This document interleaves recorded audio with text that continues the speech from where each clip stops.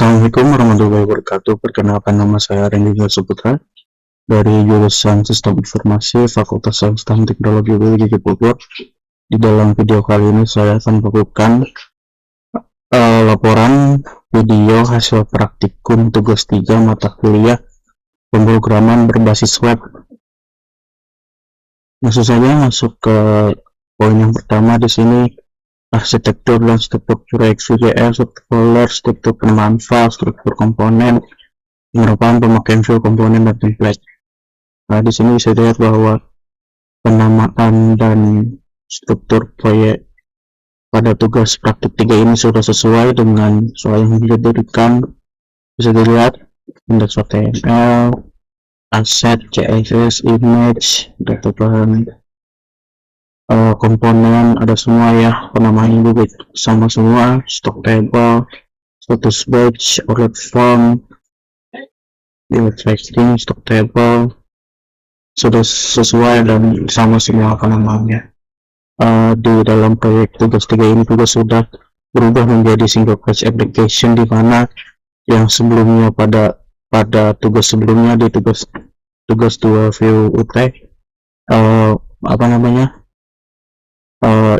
HTML-nya terpisah-pisah, yaitu sekarang di sini menjadi satu. Bisa lihat di sini bahwa yang sebelumnya terpisah, di sini halaman stok bahan aja jadi satu di dalam file index.html ini. Template ini kemudian yang dimana di sini templatenya kemudian diregistrasikan ke file komponen view terpisah seperti stock table dan DO tracking JS. Selanjutnya untuk yang kriteria 1.2, penggunaan data binding, directive array, dan filter. Di sini saya menggunakan directive before untuk mencetak data, array bahan ajar agar baris tabel menjadi berubah secara otomatis agar output harganya rapi. Saya membuat global view filter untuk rupiah pada satuan di app.js. Di sini filter ini sangat berguna karena bisa mengubah tampilan angka menjadi format uang atau currency tanpa merusak tipe data aslinya di dalam sistem. Bisa dilihat di sini tampilan rupiahnya ya sudah ada. Jadi di sini bisa dilihat bahwa ketika kita mengklik stok kosong, di sini akan muncul buku ajar yang kosong saja.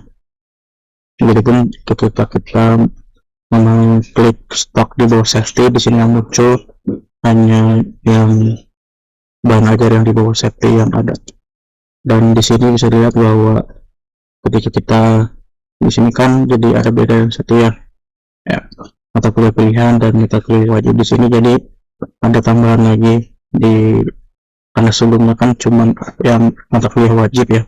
Di sini jadi ada opsi mata kuliah pilihan. Selanjutnya untuk yang kriteria poin 1.3, penggunaan kondisional, fungsi kondisional, VIF, VELSE, VLS, VELSE-IF, VShow.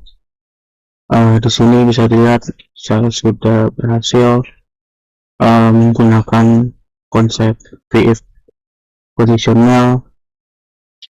Sistem menggunakan VIF untuk memunculkan bencana hijau jika stok aman, VELSE-IF di sini untuk rencana kuning jika stok mendekati batas safety, dan VELSE untuk rencana merah.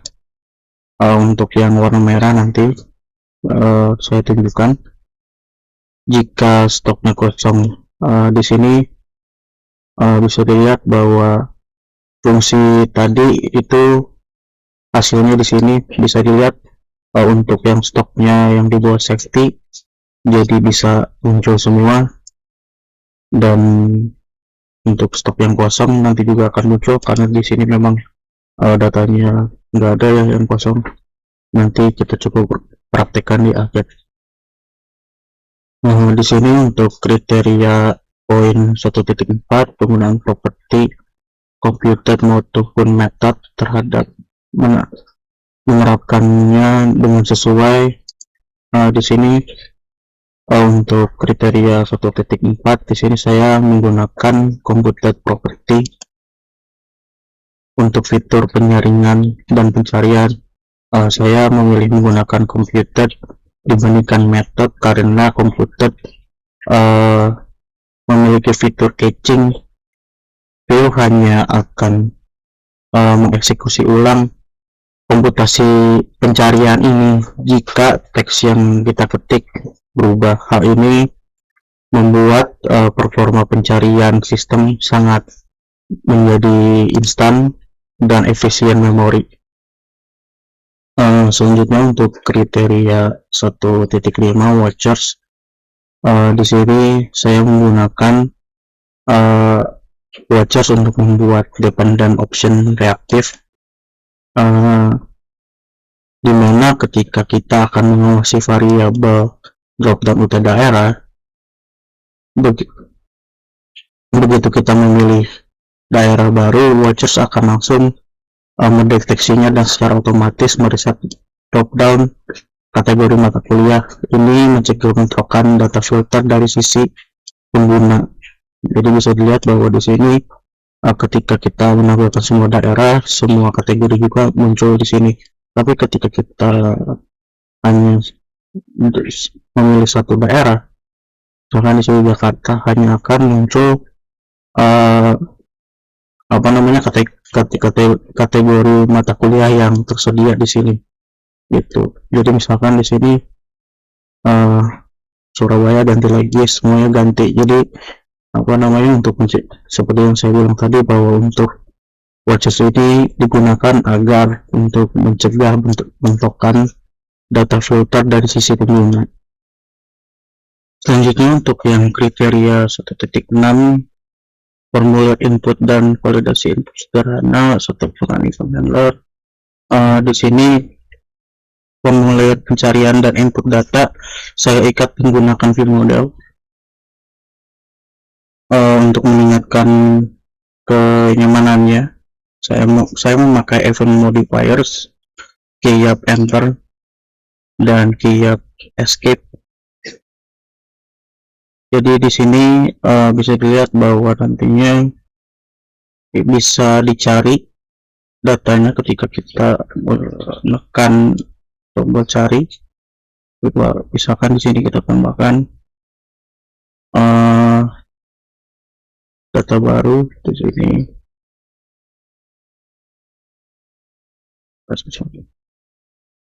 Nah,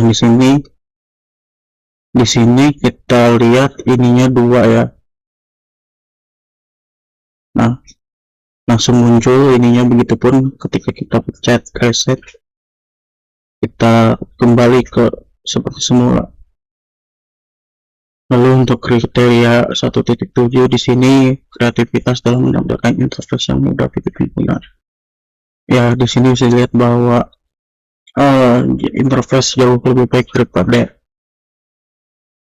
yang tugas 2. Di sini bisa dilihat, di sini ada bagian yang menampilkan informasi terkait dengan info stok bahan ajar. Lalu di sini bisa dilihat juga di sini. Begitupun juga dengan di bagian typing layout, di mana di sini sudah jauh lebih baik daripada dari tugas 2 sebelumnya. Di sini bisa ditambahkan statusnya, kan ini diproses warna biru ya. Di sini ketika diubah jadi dalam perjalanan, di sini kita tambahkan contoh tiba di DC Cakung, pemasukan, langsung berubah infonya, statusnya jadi dalam perjalanan dengan dengan icon seperti ini ya. Begitupun juga ketika kalau misalkan di sini statusnya diterima sampai bahkan surat keterangan sampai berubah menjadi hijau. Lalu di sini contoh misalkan di sini nggak ada terkirim keterangan lokasinya, coba kita aja di sini bilang, bisa dilihat tampilannya langsung merah seperti itu. Jadi begitu ya. Mungkin sekian untuk video laporan tugas 3 mata kuliah pemrograman berbasis web ini. Jika terdapat kesalahan atau salah kata atau masukan, mohon untuk dikoreksi. Terima kasih. Wassalamualaikum warahmatullahi wabarakatuh.